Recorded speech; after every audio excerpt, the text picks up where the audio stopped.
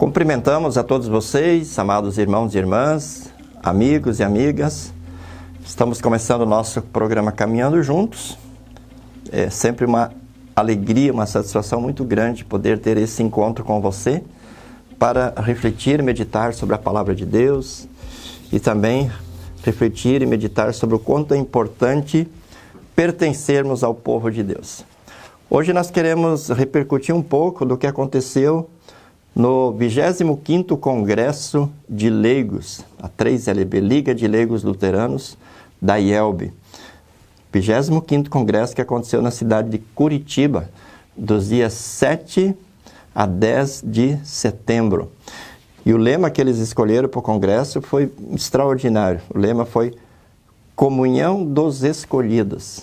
Comunhão dos Escolhidos, fundamentados no texto de 2 Tessalonicenses, capítulo 2, versículo 13, onde lemos assim: Irmãos, sempre devemos dar graças a Deus por vocês, a quem o Senhor ama, pois Deus os escolheu. Ouça bem essa palavra: Deus os escolheu como os primeiros a serem salvos pelo poder do Espírito Santo e pela fé que vocês têm na verdade, a fim de tornar vocês o seu povo dedicado a Ele.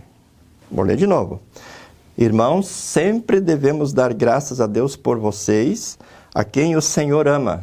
Veja, o Senhor ama, o amor de Deus acima de tudo, em primeiro lugar. Pois Deus os escolheu como os primeiros a serem salvos pelo poder do Espírito Santo e pela fé que vocês têm na verdade, a fim de tornar vocês o seu povo dedicado a Ele. Então, fundamentado nesse versículo, os queridos leigos da nossa igreja colocaram como tema do seu congresso Comunhão dos Escolhidos. Se você não teve a oportunidade de participar do congresso, eu recomendo que você, no YouTube, nas redes sociais, você acompanhe as palestras. Foram 3 palestras proferidas neste encontro, nesse congresso. A primeira foi com o tema Os Escolhidos e o Uso do Tempo. Os Escolhidos e o Uso do Tempo. E essa palestra foi dirigida pelo senhor e professor Antônio Gilmar Penteado. É um irmão da igreja, não é pastor, é um leigo, mas preparado, muito sábio, muito inteligente, que preparou e apresentou essa palestra que vocês podem acompanhar. Está no YouTube. A segunda palestra foi do pastor Paulo Sérgio Kiel. E olha o tema da palestra: Os Escolhidos na Era do Metaverso. Os Escolhidos na Era do Metaverso. É muito interessante essa palestra, também está no YouTube. Recomendo que você acompanhe. Fala assim dessa era que nós estamos vivendo, das tecnologias, né? Da inteligência artificial, de como as coisas acontecem com muita rapidez hoje e como é que nós vamos viver a fé cristã como escolhidos de Deus nesse contexto. E a terceira palestra, que na verdade foi a principal palestra do congresso, foi a Comunhão dos Escolhidos, o tema do encontro. E essa palestra foi preparada e apresentada pelo reverendo Dr. César Mota Rios. É um pastor da nossa igreja, lá de Miguel Pereira, no Rio de Janeiro. Pastor, doutor, que tem pós-doutorado. E ele, então, preparou e apresentou essa palestra que você também pode acompanhar sobre esse tema, a Comunhão dos Escolhidos. E eu tive o privilégio de, nesse congresso tão especial, ser o pregador no culto de encerramento. E também tive a oportunidade, então, de falar um pouquinho sobre a comunhão dos escolhidos. Por isso eu gostaria de compartilhar com você hoje, além de incentivar que você procure ali nas redes sociais, que você procure no YouTube, no Facebook, pode entrar no meu Facebook, estão lá as 3 palestras, mas você pode também encontrar no YouTube essas palestras, que você tira um tempinho junto com a sua família e acompanhe essas palestras que são muito, muito boas. Mesmo que você não pôde ir no congresso, você pode usufruir da riqueza desse conteúdo que está à sua disposição. Mas eu gostaria de compartilhar um pouco com você da reflexão que a gente teve também na mensagem no culto de encerramento. A comunhão dos escolhidos. Quando a gente pensa na comunhão dos escolhidos, nós assim, somos praticamente conduzidos a pensar logo num grupo de pessoas, né? Porque a frase aqui está no plural, a comunhão dos escolhidos. E normalmente quando nós lidamos na igreja, nós pensamos assim nas servas, nos leigos, nos jovens, nas crianças, né? Nos idosos, né? Nos doentes. Quase sempre nós colocamos as coisas no plural, né? Mas quando a gente vai verificar nas Escrituras Sagradas, Deus, Ele lida sim com o seu povo, Deus lida com nações, Deus lida com o mundo, mas nós vamos perceber que o nosso Deus, o Deus triuno, Pai, Filho e Espírito Santo, o Criador de todas as coisas, Ele tem um jeito muito peculiar de se relacionar com o ser humano, focando o indivíduo. A gente percebe que lá na criação, quando Deus criou todas as coisas, elas foram criadas assim meio que no atacado. Quando Deus disse, povoem-se as águas de seres viventes, muitos animais foram criados e as águas ficaram povoadas de seres viventes, né? Ou quando Deus ordenou que as aves fossem criadas, que pássaros, os animais que voam fossem criados, também foram criados em grande escala, em larga escala. Mas quando criou o ser humano, Deus não agiu dessa forma, Deus criou um ser humano. Aí percebendo que ele estava só, que faltava ali uma companhia, Deus cria o segundo ser humano, a mulher. Criou o homem, depois a mulher. E ali a instituição da família. Quando Deus cria a Eva e institui ali a família. A família é a instituição mais antiga desde a criação do mundo. Agora é importante observar que Deus não criou o ser humano por causa da família. Mas Deus criou a família por causa do ser humano. Porque Deus entende que na família é o melhor lugar para o ser humano, que é a coroa da sua criação, que foi criada à sua imagem e semelhança. É na família que o ser humano tem o melhor ambiente para nascer, para crescer, se desenvolver e viver. Então, assim, a gente precisa entender que Deus não criou o ser humano em função da família. Mas Deus criou a família em função do ser humano. Isso não tira a importância da família. Isso mostra o quanto a família é importante, porque Deus entende que ali o ser humano deve nascer, se desenvolver, crescer e viver. Aí nós vamos perceber ao longo do Antigo Testamento Deus se relacionando com o ser humano, desde o paraíso, com Adão e Eva, se relacionando com Adão, com Eva, de forma pessoal, particular, individual. Mesmo quando eles pecam e Deus os visita naquele dia, no final da tarde, Deus continua se dirigindo a eles, dizendo, Adão, onde você está? Eva, o que foi que você fez? E Deus faz uma promessa para a humanidade, mas uma promessa que é para cada ser humano de forma individual. Ao longo do Antigo Testamento, Deus prepara um povo a partir de um homem, de uma mulher, Abraão e Sara, e Deus cuida desse povo. Mas as passagens bíblicas ao longo do Antigo Testamento, embora sejam muito ricas para a nação, para o povo de Israel, as passagens mais bonitas são para o indivíduo, na relação de Deus com o indivíduo, do indivíduo com Deus.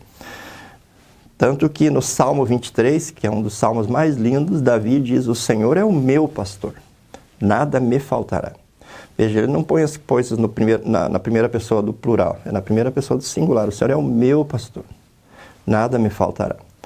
Ainda que eu ande pelo vale da sombra da morte, não temerei mal nenhum. E ele finaliza dizendo, bondade e misericórdia me seguirão todos os dias da minha vida e habitarei na casa do Senhor para todo sempre. Outro salmo muito bonito, o Senhor é a minha luz e a minha salvação, de quem terei medo? Ou num outro salmo, o salmista diz, ainda que meu pai e a minha mãe me desamparem, o Senhor me acolherá. Veja, é muito forte, mesmo no Antigo Testamento, essa relação de Deus com o indivíduo, do indivíduo com Deus. embora Deus estivesse preparando um povo do qual nasceria Jesus. Veja, na plenitude do tempo, conforme diz o apóstolo Paulo, Deus executa o seu plano de enviar o Salvador, aquele que traria o ser humano de volta para ele. Aí Deus de novo foca em indivíduos, quando envia o anjo Gabriel para falar com uma serva, Maria, para ser a mãe do Senhor. Jesus nasce, realiza a obra da salvação, conquista plenamente a salvação, cumprindo a lei, morrendo em lugar do pecador. E do alto da cruz, quando ele exclamou, está consumado, Jesus poderia ter decretado a salvação de todo ser humano, de toda a humanidade. Porque ele conquistou a salvação para todos. Mas veja, de novo, Deus vai focando o indivíduo. Ele vai valorizando cada indivíduo. Ele decide entregar essa salvação que está pronta para cada um pessoalmente pela fé. A Escritura Sagrada agora diz: quem crer e for batizado será salvo. Quem não crer, embora a salvação esteja pronta, esteja disponível, será condenado. Então é mediante a fé que cada um recebe essa salvação. Então a gente percebe que no Novo Testamento Deus não mudou o seu jeito de agir. Embora ele tenha a sua igreja amada, e a qual ele faz muitas promessas, mas a relação de Deus não é no coletivo, não é no atacado. A relação de Deus é no individual, no pessoal, de Deus para cada pessoa.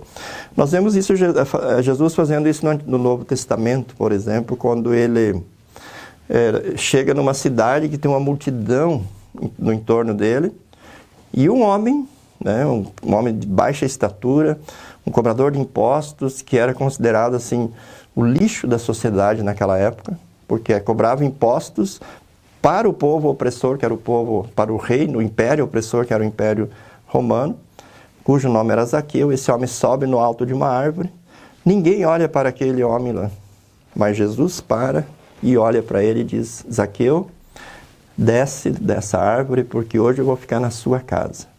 E Jesus foi lá, conversou com ele, e quando Jesus saiu de lá, ele disse: hoje houve salvação nessa casa. Então veja, Jesus, ele vê a multidão, mas ele se importa com um indivíduo que está numa situação de exclusão, de rejeição na sociedade.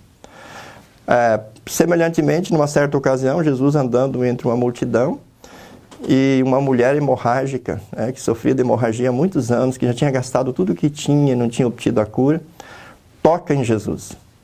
E Jesus para e diz: quem me tocou? Os discípulos dizem: olha, Jesus, é muita gente que tem aqui, como é que vai saber quem tocou no Senhor? E Jesus insiste até aquela mulher se manifestar. E aí Jesus, no meio daquela multidão enorme, tem um diálogo com aquela mulher e cura a sua hemorragia. E assim nós poderíamos citar muitos e muitos e muitos exemplos que Jesus, no Novo Testamento, assim como era no Antigo Testamento, mostra que a relação de Deus é com o mundo, mas é, acima de tudo, em primeiro lugar, com cada indivíduo, com cada pessoa. Em Apocalipse 3:20, Jesus diz: eis que estou à porta e bato. Se alguém ouvir a minha voz, entrarei em sua casa e cearei com ele e ele comigo. Por mais que Jesus valorize a família, ele não diz: eu vou ter uma refeição com a família. Ele diz: eu vou ter uma refeição com você. E assim ele quer ter com cada integrante da família. E a relação dele é com a família, mas se relacionando com cada um dos integrantes dessa família. Essa é a vontade de Jesus, de ter esse relacionamento pessoal, particular, com cada pessoa que crê nele e que é colocado em comunhão com ele pela fé. Então, em Jesus, que Paulo, lá em 1 Coríntios 12:12-31, coloca como o cabeça da igreja, e a igreja é um corpo, então em Jesus nós somos colocados nessa comunhão. Jesus é a cabeça e cada um de nós é membro desse corpo. Então nós somos totalmente dependentes de Jesus e interdependentes entre nós, porque estamos ligados nesse mesmo corpo, que é a igreja, e Jesus é a cabeça desse corpo. Então vocês percebem, queridos irmãos, que a própria igreja, que é tão especial, que é tão amada, nós pertencemos à Igreja Evangélica Luterana do Brasil. tão especial para os nossos avós, para os nossos pais, para nós. E queremos que ela permaneça para os nossos filhos, netos, bisnetos e para todas as gerações. Mas a igreja não é um fim em si mesmo. A igreja é um meio, uma ferramenta, um instrumento, na qual os indivíduos recebem o batismo, na qual os indivíduos são integrados, na qual os indivíduos são cuidados, são pastoreados e conduzidos pelo caminho da fé para o céu. A igreja é um meio, não é o fim. O fim, o objetivo, é a salvação do pecador. É a salvação de cada indivíduo. É o resgate de cada um para ser trazido à comunhão com Cristo e com seu povo e ali, nessa comunhão, ser conduzido para a bem-aventurança, para junto de Deus nos céus. A mesma coisa a gente pode falar das ligas auxiliares na igreja. A GELB, tão querida, né? Essa liga que já está completando um século, ela não é um fim em si mesmo. Ela é um meio para que o jovem seja firmado, integrado na igreja e caminhe no caminho certo em direção à vida eterna. A LSLB, Liga de Servas Luteranas do Brasil, não é um fim em si mesmo, é um meio para que as servas permaneçam integradas, permaneçam unidas com Cristo e entre elas e caminhem para o céu. Assim, todos os departamentos, todos os grupos, todas as comissões da igreja têm que ser entendidas assim, como um meio e não como o fim em si mesmo. Isso é muito importante porque quando nós dialogamos especialmente com quem está fraquejando na fé, com quem está se afastando da igreja ou está afastado da igreja, nós temos o dever, o sagrado dever e o privilégio de ir ao encontro dessas pessoas, de ir atrás dessas pessoas. Porque nós somos a igreja da 100ª ovelha. Aquela que deixa 99 no templo e vai em busca daquela uma que se perdeu.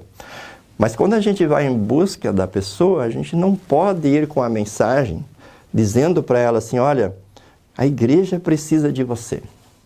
Se você não vier, a igreja vai ficar fraca e a igreja corre o risco de terminar, de se extinguir. Não, esse não é o discurso correto. Porque esse é um discurso de lei. Nós estamos colocando em cima daquela pessoa que já está frágil uma responsabilidade pela continuidade da igreja. E aí nós estamos invertendo os papéis. Nós estamos colocando a pessoa em contato com a igreja porque a igreja precisa dela. E não é essa a verdade. O processo tem que ser o inverso. A gente precisa ir ao encontro das pessoas, ir atrás das pessoas e dizer para elas que elas precisam de Jesus. Que elas são amadas por Jesus. Que Jesus conquistou o perdão, a salvação, a vida eterna para elas. E que na igreja, na comunhão com Cristo, na comunhão com o povo de Deus, elas vão ser conduzidas em segurança para junto de Deus nos céus. Então é preciso mostrar para elas que a igreja existe em função delas, e não elas em função da igreja. Nós temos que mostrar para o indivíduo que a igreja existe em função dele, e não ele em função da igreja. Se a gente fizer isso, as pessoas vão compreender melhor e vão encontrar a força para voltar, porque essa é uma mensagem de evangelho. A gente não está julgando uma responsabilidade em cima da pessoa pela preservação e continuação da igreja, embora Deus queira que a gente tenha responsabilidade, não estou negando isso, mas a gente vai estar transmitindo uma mensagem de evangelho, de que Deus as ama, de que Deus as perdoa, de que Deus as salva, de que Deus quer elas com Ele na igreja aqui no mundo e com Ele na igreja triunfante depois nos céus. E essa mensagem de evangelho, o evangelho sim tem poder. A lei é um peso, a lei massacra, a lei mata o pecador, porque ela não tem o poder de salvar. A lei serve como espelho, freio, norma para mostrar o pecado. Agora, o poder para que alguém reaja, para que alguém tenha uma atitude, para que alguém tenha uma ação, para que alguém volte na igreja e permaneça na igreja, esse poder está no Evangelho. E quando nós colocamos essa ordem correta, mostrando que a igreja foi deixada aqui por Jesus, em função do indivíduo, porque Deus já o salvou, e Deus quer que ele receba essa salvação, através do batismo, da palavra e da Santa Ceia. Que essa salvação é dele, porque Jesus a conquistou e Jesus a dá graciosamente para todo aquele que crê. Essa é uma mensagem de evangelho. E é esse evangelho que o apóstolo Paulo fala que é o poder de Deus para a salvação de todo aquele que crê.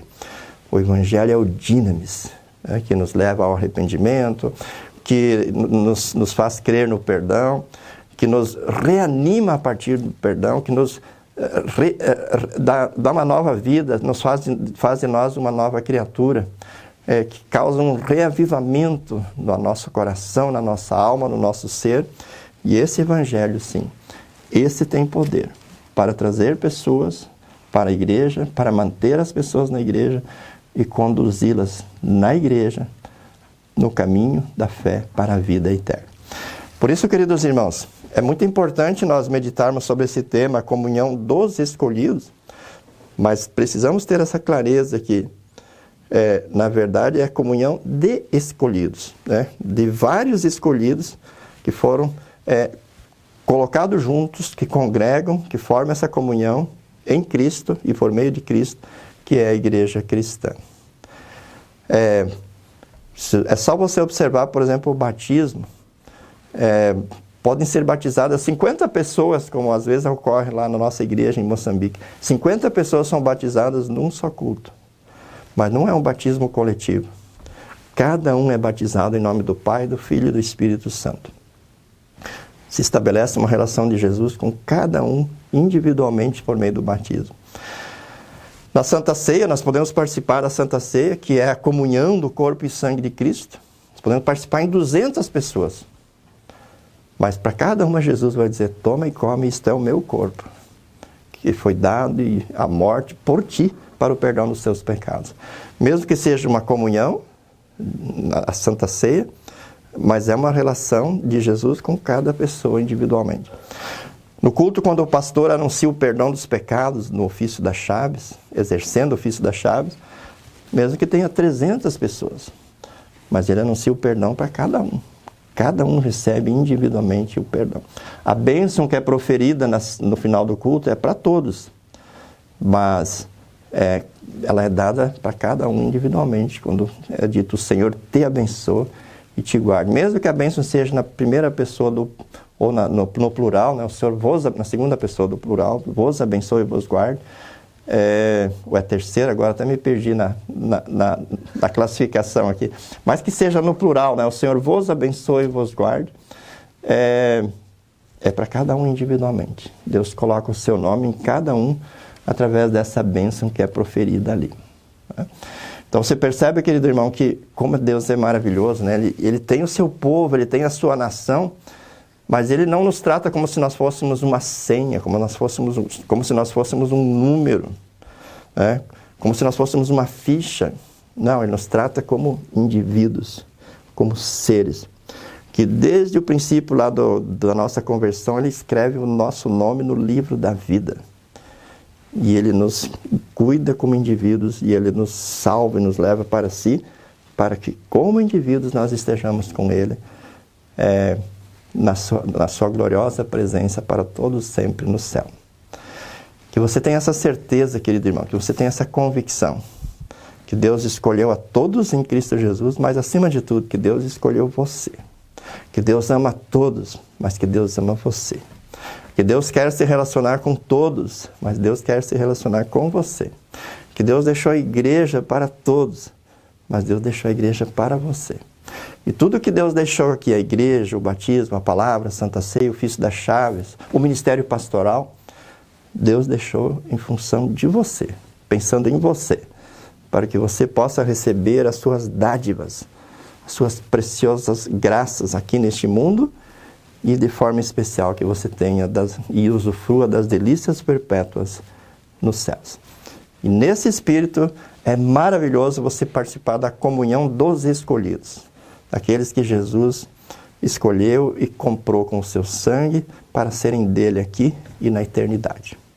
Que você se sinta animado com essa mensagem, que você se sinta fortalecido e disposto a aprender mais sobre esse tema. Eu recomendo mais uma vez que você acompanhe essas 3 palestras que foram compartilhadas conosco lá no Congresso de Leigos, que estão à sua disposição nas redes sociais. Um forte abraço para você, Deus abençoe você, a sua família, a sua congregação, e até o nosso próximo programa.